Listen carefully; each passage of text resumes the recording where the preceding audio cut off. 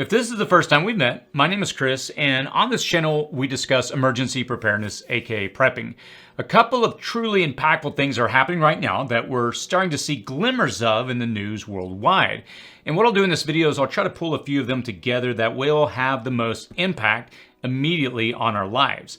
Now, if 2020 was the pandemic and lockdown years, if 2021 was a year of civil unrest, and 2022 is shaping up to be the year of war and inflation, 2023 is looking to be austere times where heating or cooling your home and even having access to affordable food may become a challenge for millions. And let me unravel trains, supply chains, Russia's shutdown of gas to Europe, how you're being tracked, the global food crisis that's about to happen, inflation, and several other items that I'll explain through this video in our Prepper News segment that we're going to be doing on a weekly basis. So let's start off with the Russian defense and offense. As we indicated in earlier videos, Russia is retaliating against sanction-imposing countries by limiting the Nord Stream 1 pipeline, which supplies about 40% of Europe's gas. And right now, flows are just at about 20% of agreed-upon levels. Europe has been preparing for this, and it will get much worse as winter descends upon Europe. Now, the Kremlin maintains that pumping issues exist because sanctions prevent them from maintaining and servicing pumping stations. The truth is that cutting the flow of natural gas, it's a calculated move to break the alliance and sanctions. European leaders, they're struggling to harden off their people before winter's freezing temperatures really kick in earnest. Whether freezing temperatures, low supplies of fuel, and skyrocketing utility prices are enough to sway policy, it's going to remain to be seen. Energy prices, they've soared across Europe. And this has prompted Britain's newest prime minister to lay out an energy price cap plan. And you can expect other European leaders will probably do something similar. You may have even noticed a substantial increase in the price of natural gas where you live, or in the form of a higher energy bill. Even though the US is one of the largest producers of liquefied natural gas, it is now the leading exporter. And to offset shortages in Europe and to take advantage of the higher prices, commercial LNG exporters sent 5 billion cubic meters more to Europe than the total sent in 2021. And we still have one more quarter in the year with even higher demand. You probably will expect that your utility bill will continue to rise to levels that you've likely never seen before as this continues to play out. Expect the term fuel poverty to become a term that will probably be used with more frequency in this year and next. Expect that fuel will continue to be withheld or even bargained with for political aims, and that your power has the potential for disruptions as this energy war heats up. Now, at least you should be responsible and prepare as if this could continue to escalate. With the recent Ukrainian gains on the battlefield announced within the last 24 hours and sanctions continuing to chip away at the health of the Russian economy, the Kremlin will increasingly act in unanticipated ways. What we're seeing now is very likely just the beginning. Food crisis. The Russian crisis feels like it's right here and getting worse, but the food crisis you may not have noticed yet. It will have an even more significant impact on your life and world hunger levels. In the Western United States, China, and across Europe, a prolonged drought that hasn't been seen in some parts of the world for over 500 years and in others, not in over 1,000 years, is resulting in multiple crop failures. The estimates currently from several different countries, they all point to expecting 35 to even 50% less food being harvested.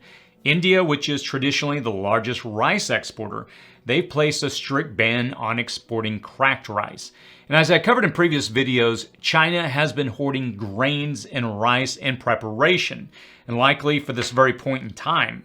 In California alone, another huge rice producer, 54% of all the available acreage used for growing rice is not being planted.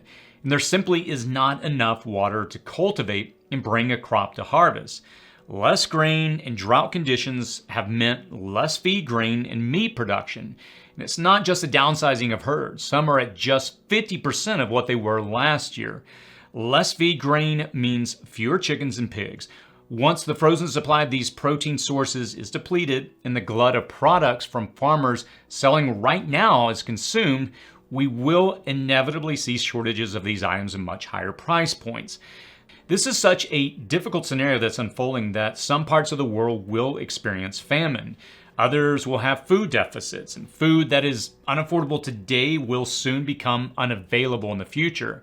Erratic weather patterns, conflict, fertilizer from natural gas price increases, and supply chain spasms will propel hundreds of millions worldwide across this cliff into famine. Look, I realize that this is serious and conditions are not improving. In fact, they are, by all accounts, getting worse. Instead of planting more and prioritizing water for agriculture, farmers are now plowing under crops and removing orchard trees and other multi-year crops. Ranchers are now culling flocks and reducing herd numbers. And this food crisis cannot be considered a minor blip when the long-term planners of our food production are plowing under their fields and selling off their herds and flocks. With such a reduction, we're looking at a multi-year crisis potentially in the works. Yet, at the same time, it's not likely to shift until the rain and snowpack finally come for these multi-year drought areas. Even in the most affluent countries with traditionally more food than can be eaten, we're starting to see an emerging crisis. Food pantries are getting inundated, and many people are turning to short-term credit to be able to pay for groceries now. And that's just as a result of inflationary pressures. At the time of this video, the U.S. Bureau of Labor Statistics will have just released its Consumer Price Index. And I can tell you without even looking at it what those numbers will probably show, and it's not going to be a rosy picture. We're going well beyond high prices right now and into the realm of food scarcity. You have to have a plan going into next year to reduce and supplement your consumption because this issue will not just simply resolve itself anytime soon. I'd like to encourage you to very seriously give thought to planting a garden if you haven't done so already. Top off your food storage. I'll be doing some videos in the coming months on growing food with minimal space. So I would encourage you to subscribe to this channel because what we'll be doing as a team is working on finding practical ways to give you information to help you grow in the most optimal conditions with the limited space that you may have. I'm also working on currently transforming my own backyard space into a design that hopefully you can emulate regardless of where you live. Now look, whatever you do, you cannot fail to recognize this swiftly approaching threat. Railway strike. You may not have heard about the potential railway strike, but it could worsen our growing food crisis. Fully a third of all our grain exports travel by rail. Half of the U.S. fertilizer travels by train, and most everything made or delivered to your home was at some point traveling along the United States miles of the rail network. Unions representing the 60,000 plus rail employees, they've had disagreements with management for months, and a strike could happen as early as this Friday. Workers, for one, are tired of being forced to be on call 7 days a week, and the federal government has been monitoring the negotiations, and it may very well likely intervene to prevent a complete strike, as estimates put a loss of the economy at a whopping $2 billion per day should a strike occur. Now, a strike by the conductors and engineers would also snarl the ports and further degrade a supply chain that is really gasping for air. And just the looming potential of such a strike is driving up prices. In July alone, when the possibility of a strike emerged, the White House called for a 60-day cooling off period, forming a panel, and the results and recommendations were given to both parties. But that 60-day cooling off period ends at 12:01 Eastern Time this coming Friday, a few days after I release this video, allowing the union to go on strike or the railroads to lock out the union members. In anticipation of Friday, the major freight railroads have stopped accepting shipments of hazardous or security-sensitive shipments. It's already having an impact on critical industries throughout the United States. Any further deteriorations of relations between the two parties, the slowdowns or threats of a strike will complicate the supply chain and push the price of everything higher. I would encourage you to watch this issue closely, as I am as well. Less money, higher costs, and the uninsured. If you want to know how all of these points correlate in the future, you don't really need to look any further than what major corporations and central banks are currently doing. They have an extended vision of the future, as blurry as it might appear. During the COVID-19 pandemic, quantitative easing added $9 trillion to the central bank's balance sheets. Now with inflation rampant, the Fed has adopted a quantitative tightening policy. Central banks worldwide are bracing for the impact of a global financial crisis. Unfortunately, global inflation is driving up the cost of everything, and the banks are trying to lessen the effect by bailing water as fast as they can from the sinking financial ship. One thing none of them are doing is claiming that we are not taking on water in what could be our sinking ship. They'll still deny the global financial ship is even sinking, but they all acknowledge the water at this time. It's hard to fully grasp these international policies' impact on our smaller lives. We are seeing instances where insurance companies refuse to insure people who live in flood, hurricane, or wildfire zones. And this will leave many people, unfortunately, uninsured.